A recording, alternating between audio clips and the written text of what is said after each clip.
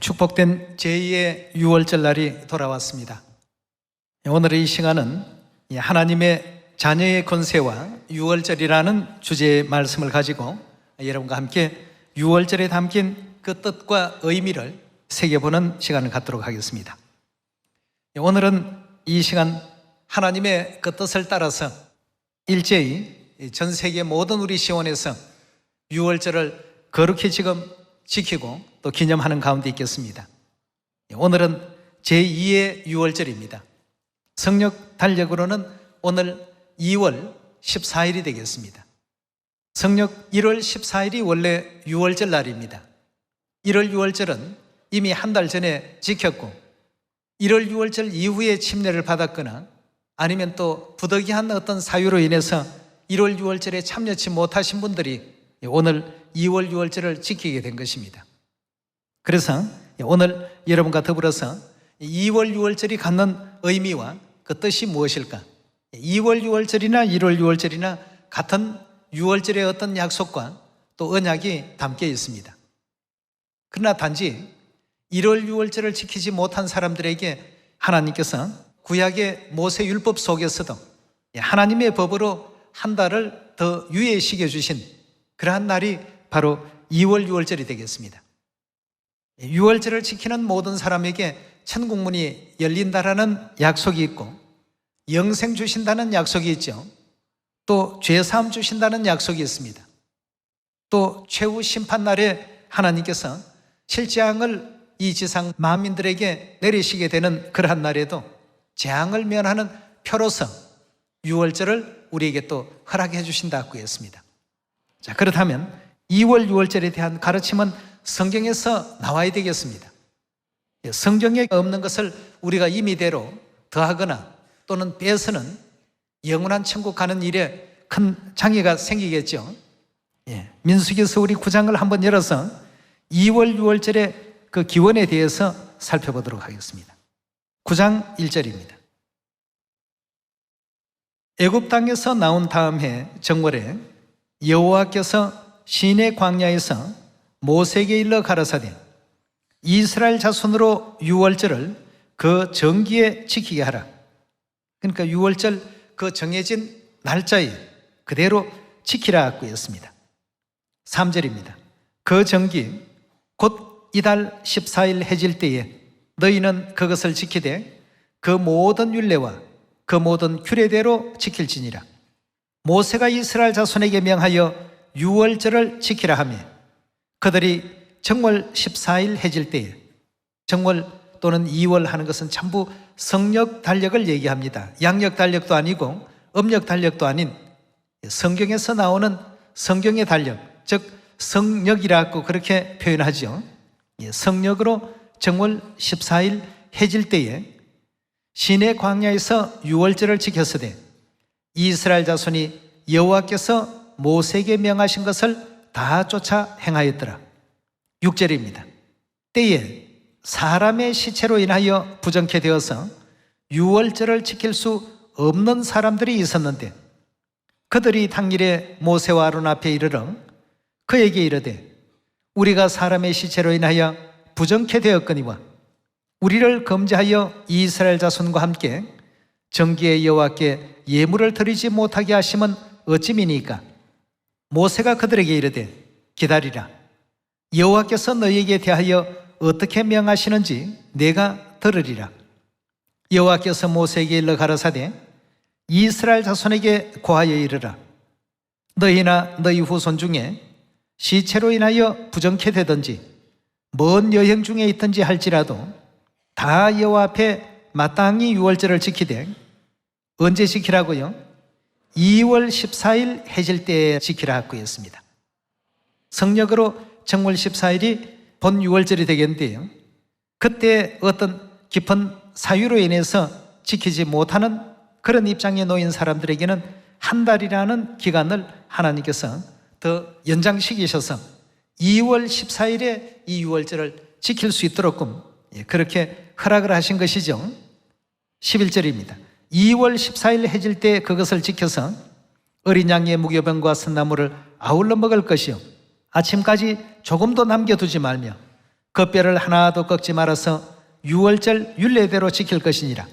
그러나 사람이 정결도 하고 여행 중에도 잊지 아니하면서 유월절을 지키지 아니하는 자는, 유월절 지키는 데 있어서 아무런 어떤 문제가 없고 어려움이 없는데 지키지 않는 이와 같은 사람은 그 백성 중에서 끊어진다고 했습니다. 하나님의 백성이 되지 않는다는 것은 다시 말해서 천국 나라에 갈 수 없다는 뜻 아니겠습니까? 유월절에는 이런 큰 어떤 하나님의 그 약속이 담겨 있고, 또 유월절을 우리가 지키지 못하게 될 때에는 천국 갈 수 없는 이런 엄청난 하나님의 그 명하심이 이 속에 또 내재되어 있다는 사실을 통해서 볼 때, 오늘 2월 유월절을 지킬 수 있도록끔 길을 열어주신 우리 하늘 아버지 어머니께 다시 한번 감사와 영광을 돌립니다. 만일 2월 유월절이 없었다고 한다면 오늘 2월 유월절 지키러 오신 분들은 정말 참 영적인 곤란한 어떤 상황에 놓일 뻔했는데, 2월 유월절이라는 이 절기를 허락해 주셨기 때문에 하늘 백성으로서, 하나님의 자녀로서 함께 천국에 임할 수 있는 약속 가운데 거하게 된 것입니다.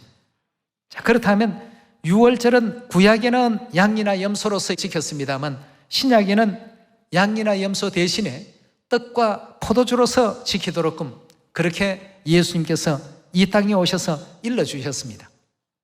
우리가 유월절을 지켰을 때 어떤 점이 좋기 때문에 유월절을 지키라고 하셨는가? 첫째는 천국 갈 수 있는 확실한 표로서 이 유월절을 주셨습니다. 그리고 하나님의 백성으로서 확신을 할 수 있는 정표로서 주셨습니다. 또 유월절을 지키게 되면 그때부터는 하나님을 아버지라, 어머니라 부를 수 있는 자녀가 되는 자격을 유월절을 통해서 하나님께서 허락해 주십니다. 이런 약속들이 유월절 안에는 전부 담겨 있습니다. 그래서 하나님을 믿노라고 하는, 교회를 나간다고 하는 사람들이 유월절 안 지켰다, 그건 성경의 말씀과 같이 하나님 백성이 될 수 없습니다. 자녀가 될 수 없습니다. 그런 어떤 부분들을 우리가 주장처럼 얘기하기보다는 성경에서 그렇게 알려주고 있다는 사실을 확인해보는 시간을 가져봅시다. 마태복음 26장 17절입니다. 무교절의 첫날에 제자들이 예수께 나와 가로되 유월절 잡수실 것을 우리가 어디서 예배하기를 원하시나이까? 라고 제자들이 예수님께 여쭈었습니다. 18절입니다. 가라사대 성화나무에 가서 이르되 선생님 말씀이 내 때가 가까웠으니 내 제자들과 함께 유월절을 너 집에서 지키겠다 하시더라 하라고 이렇게 예수님께서 답변 주셨습니다. 그래서 19절에 보면 제자들이 예수의 시키신 대로 하여 유월절을 준비하더라고 했습니다.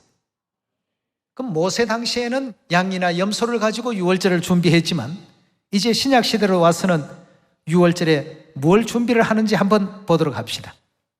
떡과 포도주가 이제 지금 준비되는 장면을 볼 수가 있을 것입니다. 26절로 넘어가 봅시다.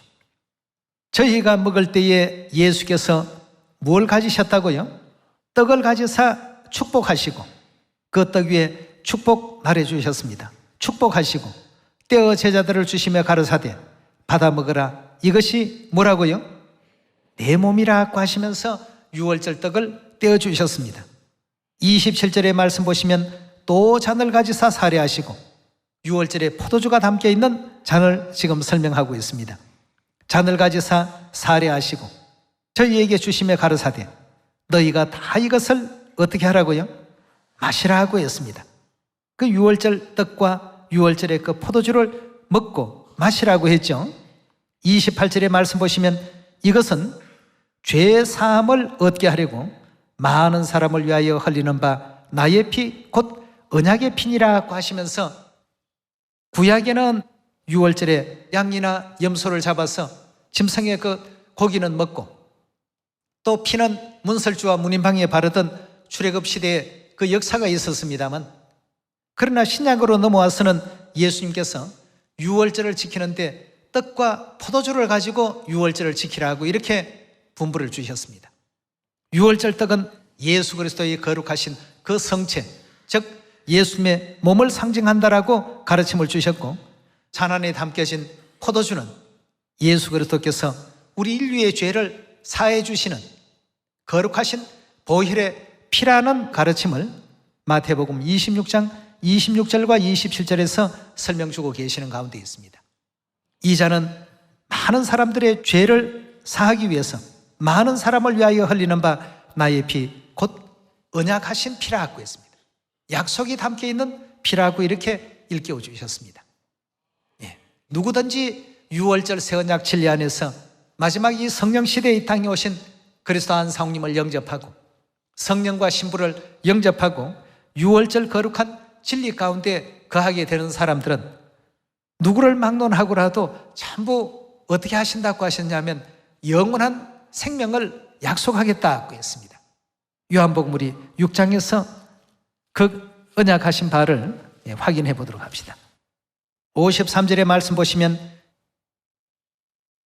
예수께서 이르시되 내가 진실로 진실로 너희에게 이르노니 인자의 살을 먹지 아니하고 인자의 피를 마시지 아니하면 너희 속에 어떻다고요? 생명이 없나니라고 했습니다. 즉 예수 그리스도의 살을 상징하는 유월절의 떡과 예수 그리스도의 보혈의 피를 상징하는 유월절의 포도주를 먹지 않고 마시지 아니하면 너희 안에 어떻게 된다고요? 생명이 없다고 했습니다.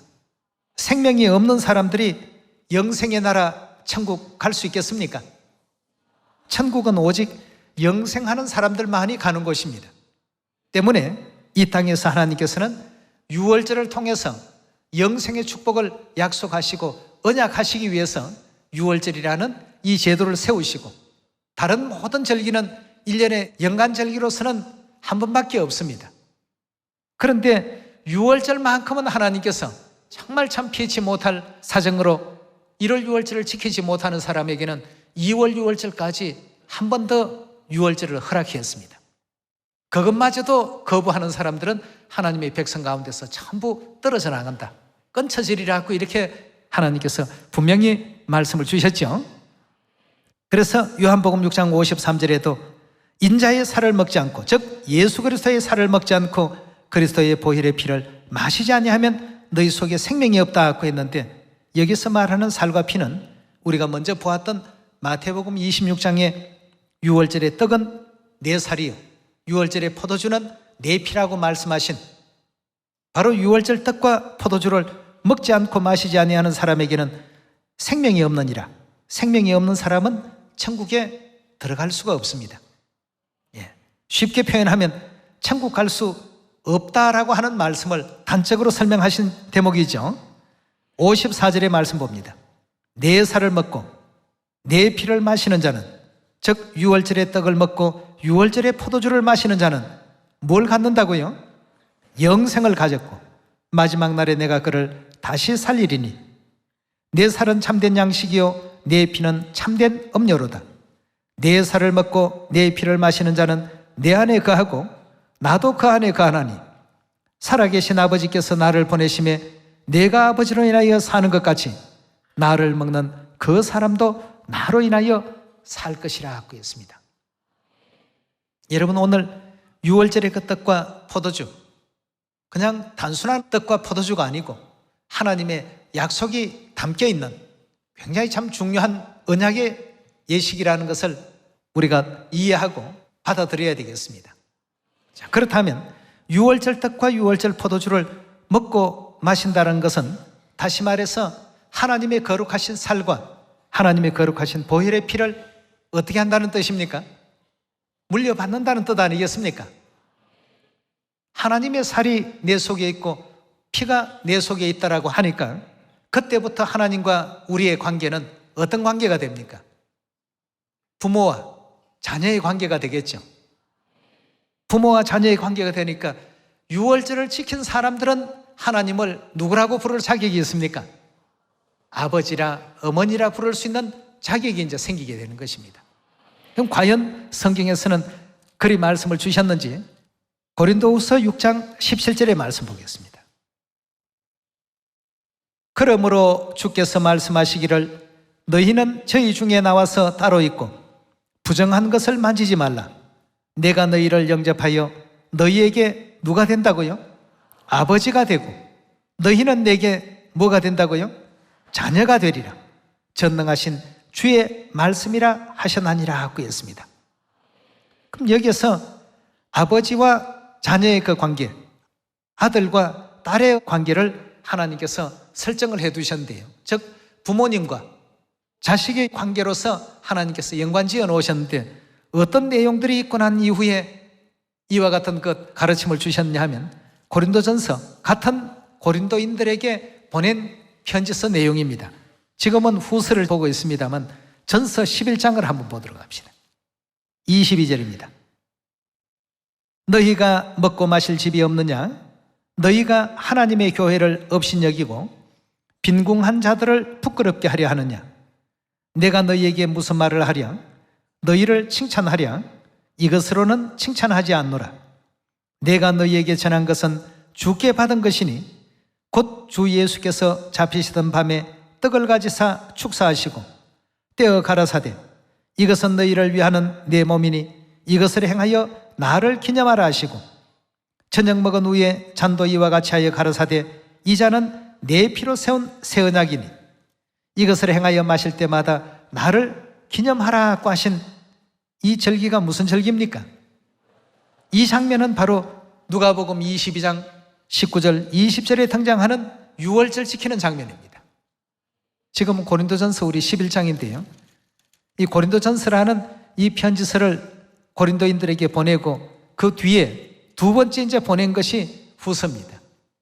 고린도후서 6장 18절에는 이제부터는 어떻게 불러야 된다고요?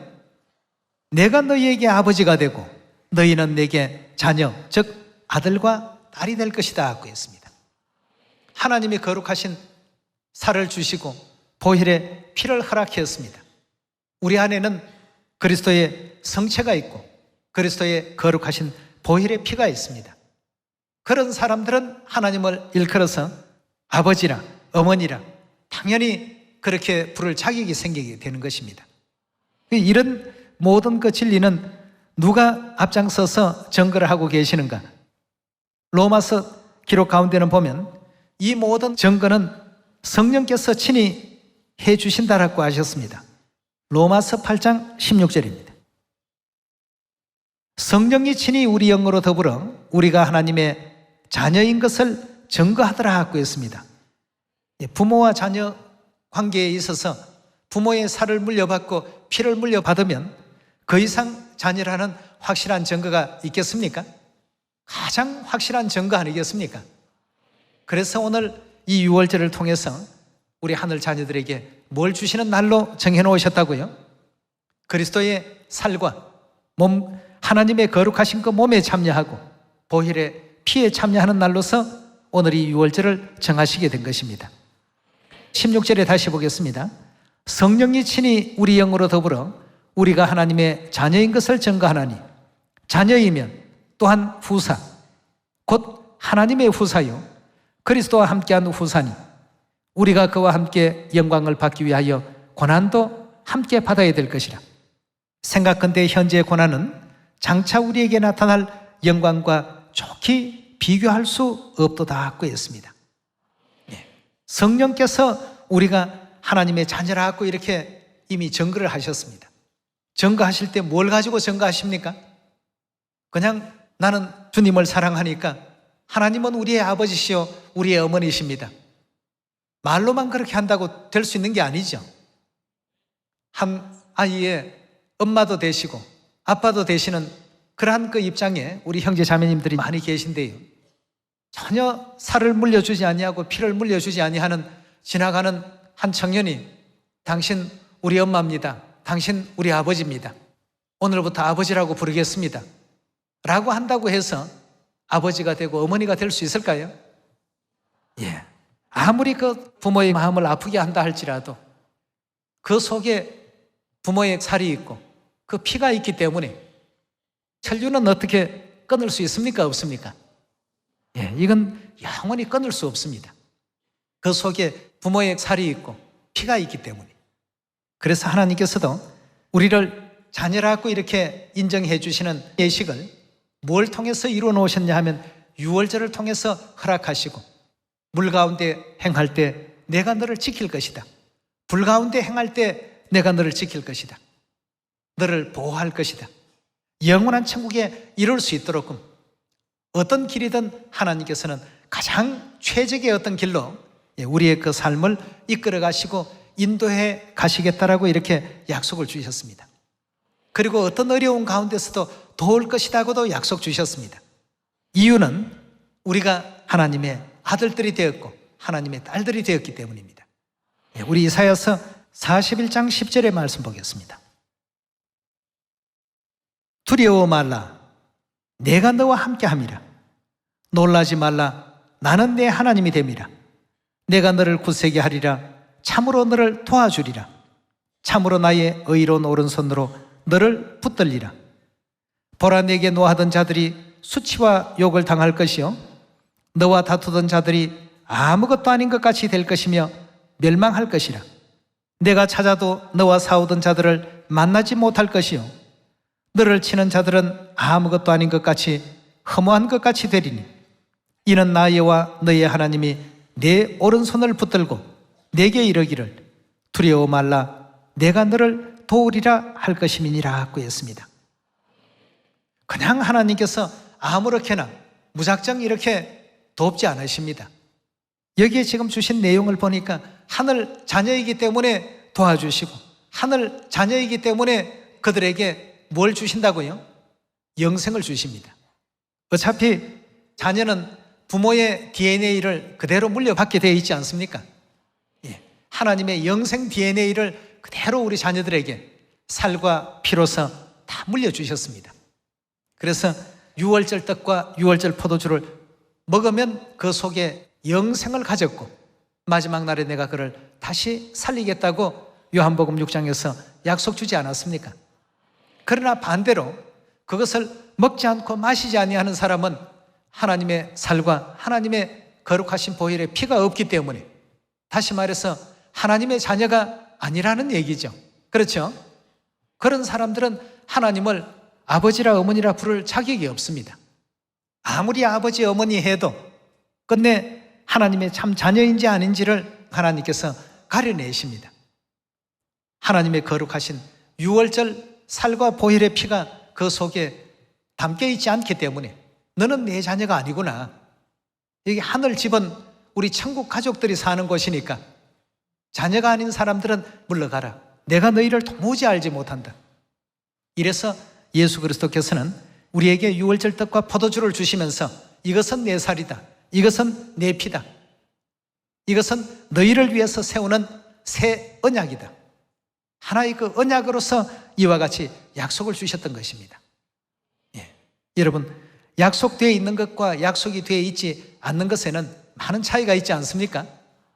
늘 이제 그런 얘기를 많이 합니다만 침례 받을 때 사용하는 물이나 더러운 때를 닦아낼 때 사용하는 그런 물이나 우리가 매일같이 손도 씻고 세수도 하고 또 발도 씻고 이렇게 하는 그 물은 아무리 많은 손을 씻고 발을 씻고 머리를 감고 얼굴을 씻어낸다 할지라도 그걸 가지고 우리 죄까지 씻을 수가 있습니까? 없습니까? 그런데 침례식 때 사용하는 물은 의미가 좀 다르지 않습니까? 같은 동일한 물인데도 불구하고 말이죠. 그 물은 우리의 지난 모든 죄와 허물들을 하나님 앞에서 전부 다 씻어주시는 베드로전서 3장에 주신 그 내용의 말씀과 같이 구원의 표로서 우리에게 허락하시는 물 아니겠습니까? 같은 물인데도 언약이 되어 있는 물은 죄사함의 권세가 있고 언약이 되어 있지 않은 물들은 성분은 같습니다만 약속이 담겨 있는 물과 차이가 있습니다.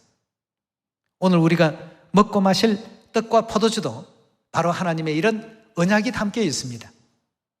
하나님의 자녀가 되는 권세를 허락하시고 인정하시는 날이 바로 오늘 이 유월절이 되겠습니다. 유월절의 떡과 포도주는 그냥 한 조각의 떡이 아니고 한 잔의 포도주가 아닙니다. 거기에는 하나님께서 언약으로서 정해놓으신 약속이 내재되어 있다는 것을 꼭히 명심하셔서 오늘 이 순간 이후부터 하나님을 마음껏 아버지라 어머니라 칭하셔도 좋습니다. 그리고 뭘 하든지 어떤 곳에 거하든지 항상 하나님께서 우리를 또 지켜주시고 도와주실 것입니다. 예. 그리고 모든 또 가정이 아버지 어머님 축복 가운데서 하늘나라 가는 천국 가서도 물론 행복한 우리의 삶이 영위되어야 되겠습니다만 이 땅에 살아가면서도 모두가 가족 간에도 서로 또 사랑과 행복과 친목이 항상 넘쳐날 수 있는 그런 우리 시온의 모든 가정들이 꼭 되시기를 부탁드리겠습니다. 우리는 오늘 이 유월절이라는 절기를 통해서 천국 가족이 된 것입니다. 오늘 유월절은 이 세상 천금으로도 억만금으로도 살 수 없는 그런 약속입니다. 굉장히 참 소중한 것을 오늘 얻게 되었으니까 하늘아버지 어머니께 더 많은 영광과 또 감사를 또 돌리시고 앞으로의 어떤 믿음의 그 시간들도 더 은혜롭게 하나님과 또 가까이 할 수 있는 우리 모두가 반드시 되셔야 되겠습니다. 그런 귀한 축복까지 허락하신 하늘아버지 어머니께 이 시간 다시 한번 영광과 감사를 돌리면서 말씀 마치도록 하겠습니다. 감사합니다.